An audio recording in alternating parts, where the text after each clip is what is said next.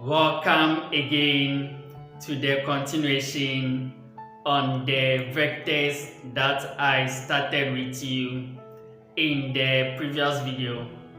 In the previous video, we started looking at some vector laws that governs a parallelogram, which we've done a detailed explanation on it, and also we've established that vector law that governs a parallelogram, and I hope you understood it and you enjoyed the lesson as well. So in this video, I want us to apply that knowledge that we've gotten in the previous video to solve some questions.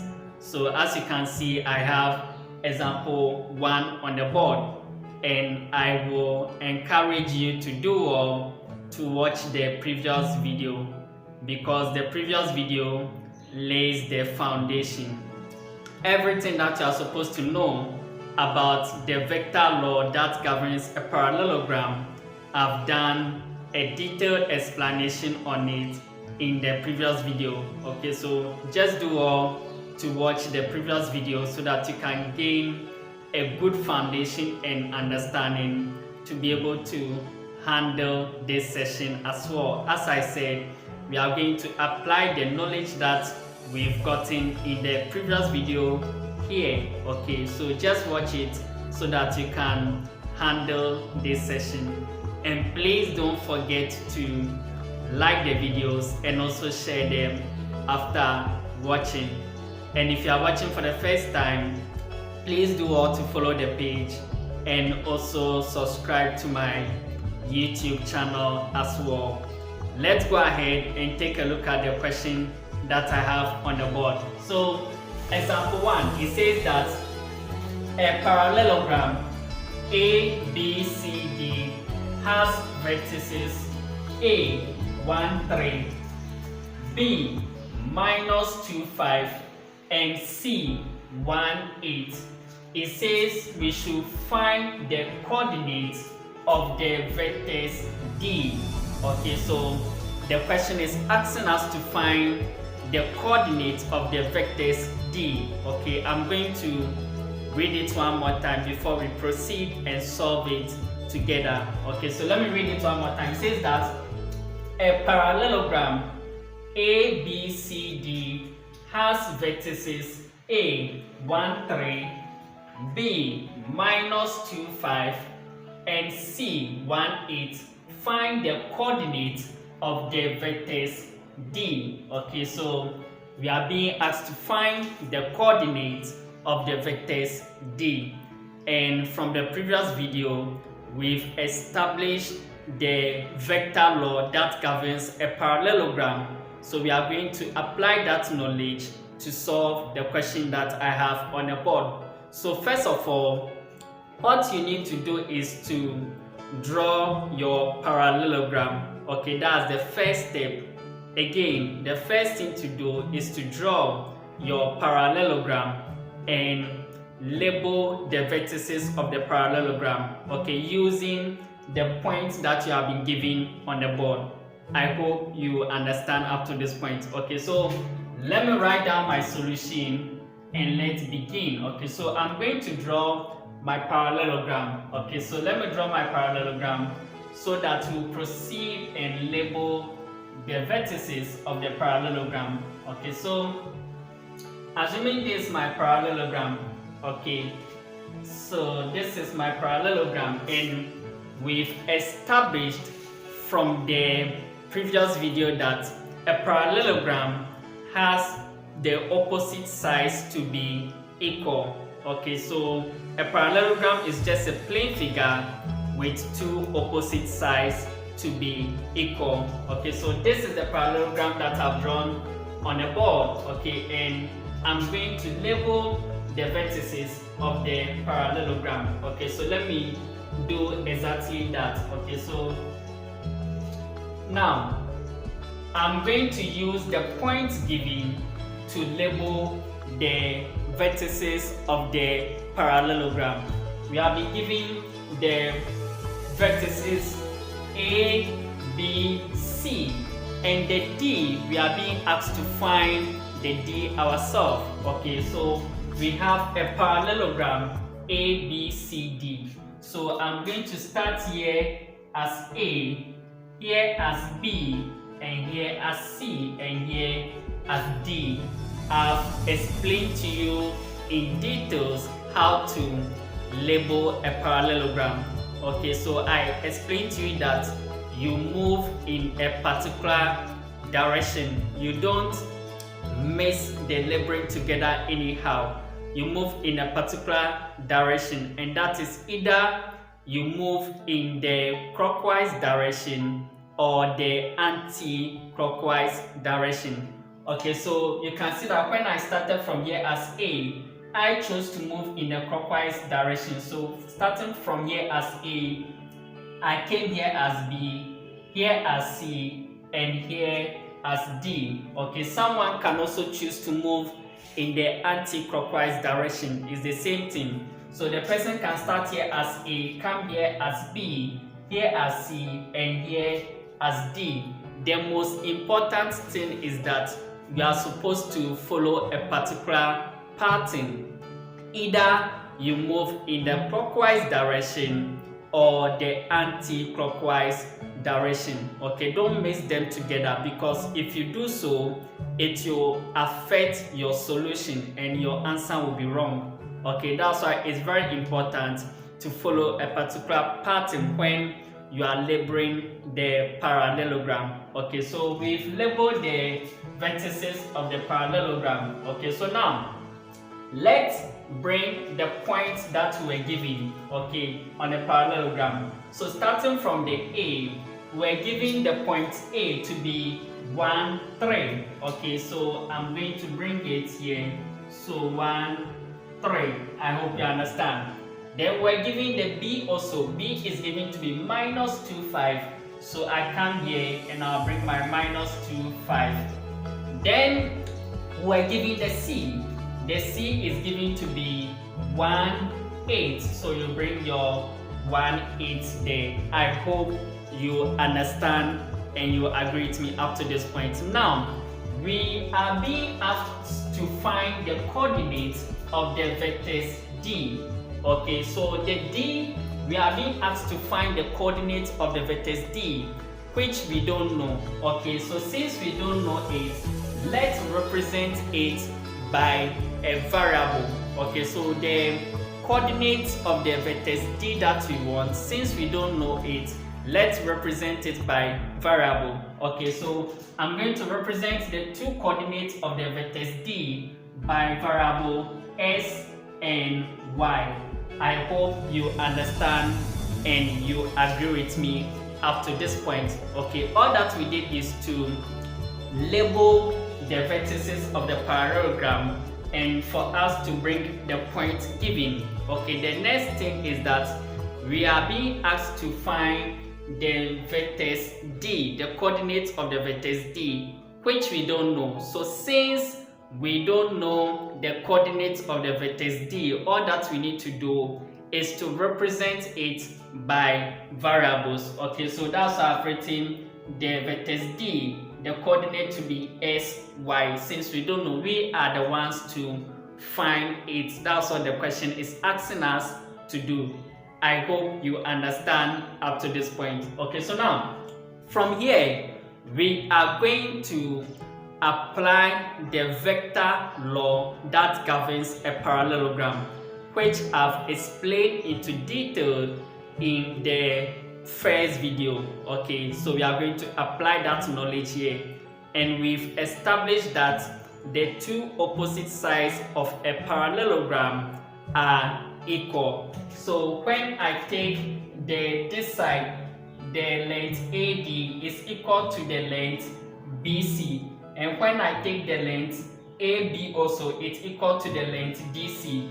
Okay, and you will choose which direction that you want to go. Okay, so I will choose to move from A to D. Okay, then of course it means that when I come to the opposite side, I'll move from B to C. I've explained to you from the previous video that the opposite sides of a parallelogram needs to move in one direction. Okay, so choosing that I chose to move from A to D. Okay, so it means that when I come to the opposite side, I have to move from B to C. I cannot come and make here CB, meaning that I'm moving from C to B, because we have established that the opposite sides needs to move in the same direction. Okay, so if someone chooses to move from D to A, then of course when the person comes here, the person will move from C to B. Okay, I hope the explanation is clear enough up to this point. Okay, so now let's continue. I will take this side also and I'll choose to move from A to B. Then it means that when I come to this side also, I'll move from D to C. Okay, as I've explained that the opposite sides needs to move in the same direction. Okay, so someone can choose to move from C to D, meaning that the arrow will point towards D.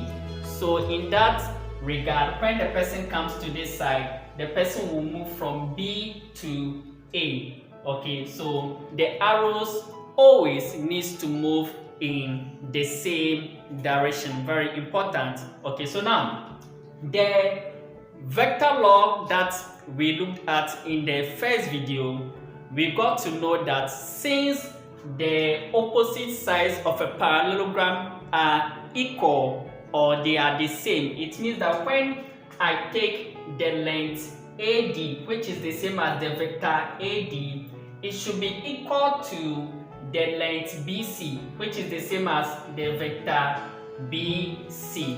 I hope the explanation is clear enough up to this point. Okay, so now let's come and write that down. Okay, so I'll say that my AD, the vector AD, which is talking about this length, the vector AD should be equal to the vector BC, talking about this length.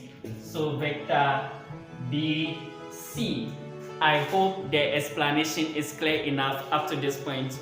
Or someone can choose to say that the vector AB is equal to the vector DC. I hope you understand up to this point. So any one that you use, you will definitely get the same answer. So someone can choose to use the vector AD equals to vector DC, and of course you get the same answer. Okay, just that I'm choosing to use the vector AD equals to vector BC. Okay, so any one that you use, you get the same answer. I hope the explanation is clear enough up to this point. Okay, so now how do we get the expansion for the vector AD, or how do we find AD? We've explained this a lot in the previous video, so we are applying that knowledge here. Okay, so it's always the position vector of the last letter minus the position vector of the first letter. Okay, so it's going to be OD, vector OD minus vector OA. Okay, so then you bring your equal sign, then you do same for the vector BC as well. Okay, so it's always the position vector of the last letter minus the position vector of the first letter. So the last letter here is C, so its position vector is OC. So OC minus the first letter here is B, its position vector is OB. So OB. Okay, so this is what you are supposed to do. I hope the explanation is clear enough up to this point. Now let's input the values that we have. Okay, so when I come to the diagram, I will pick the values that I have and input it into the equation that I've written here. Okay, so let's start with the OD. Do we know the vector OD? We have it to be sy. So in place of the vector OD, I'll put sy there. Okay, that's what we are looking for. We are looking for those coordinates. Okay, so I'm going to put my sy here. You bring your minus, then also the vector OA. Do you know the vector OA? It has been given to be 1, 3. So in place of the O vector OA, I'll put my 1, 3 there. So 1, 3. Bring your equal sign. Then I come to the vector OC. The vector OC is given, which is this point, is given to be 1, 8. So in place of the vector OC, I'll put my 1, 8 there. Minus the vector OB. The vector OB, we have it to be minus 2, 5. So in place of the vector OP, I'll put my minus 2, 5 there. I hope the explanation is clear enough up to this point. I can see it's not clear from here, so let me clean it and write it for so that you can see it. Okay, so minus the OB, which is minus 2, 5. I hope you can see it clearly now. Very good. Okay, so now from here, this becomes equality of vectors. I've taught you equality of vectors, so we are going to apply that knowledge here. Okay, so first of all, let's not rush it. Let's take our time and simplify this 2 and also simplify these 2. Then after that, we'll bring the equal sign, then we'll equate them so that we'll apply the equality of vectors that we just learned to solve for the values of s and y. I hope the explanation is clear enough up to this point. Okay, so let's go ahead. So I have s minus 1. It will give me s minus 1. Okay, this I've taught you. We are applying the addition and subtraction of vectors that we learned here. Okay, that's why I keep on encouraging you to do what to watch the previous videos, okay, on a vector, so that you can easily understand this session as well. Okay, so we are just applying the knowledge that we've had in the previous videos here. Okay, so we have s minus 1, it will be s minus 1. We have y minus 3, it will be y minus 3 in one bracket like this. Then you bring your equal sign. Then we come here also 1 minus minus 2, and that will give 3, because when the two negative signs meet like this, it becomes positive. So 1 minus minus 2 becomes 1 plus 2, which will be 3. So you are going to have 3. Then here we have 8 minus 5, and that will give you 3 as well. I hope you understand up to this point. Okay, from here, this becomes equality of vectors. And what did we learn about equality of vectors? The corresponding components are the same, so it means we can equate corresponding components. Okay, so let's go ahead and do that. I need more space to continue, so I will clean this portion of the board so that we can continue from here.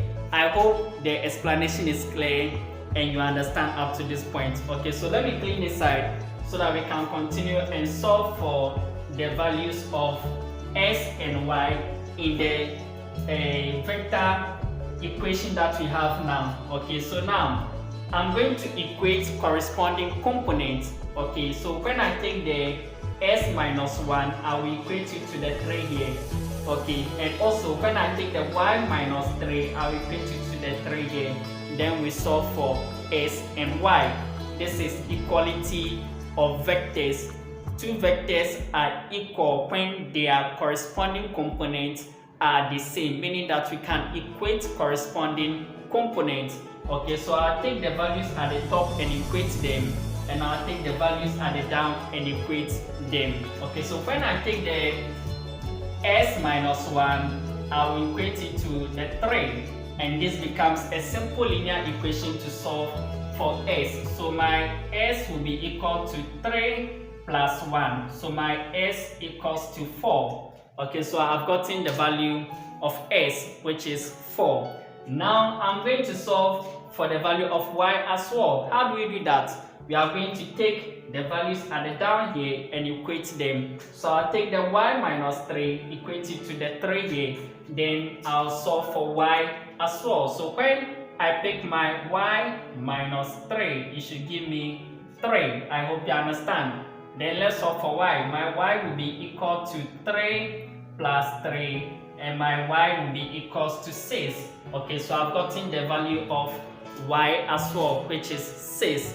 Now, the question says we should find the vectors d. Okay, now we've gotten the coordinates of the vectors d, so let's just put it in and get the vectors d. You remember that from the diagram, we had the vectors d to be sy, okay, which implies that our vectors d is going to be 4, 6. Okay, so the s comes first and the y comes second. So the s we got 4 and the y we got 6. So you put it in like this. So this is the vectors d that the question is asking us to find. Okay, so this is the final answer, and I hope the explanation was clear enough and you understood it as well. Please don't forget to like the video and also share them after watching. And if you are watching for the first time, please do want to follow the page and also subscribe to my YouTube channel as well. I'll see you again in another video whilst we solve more questions on this. Bye bye.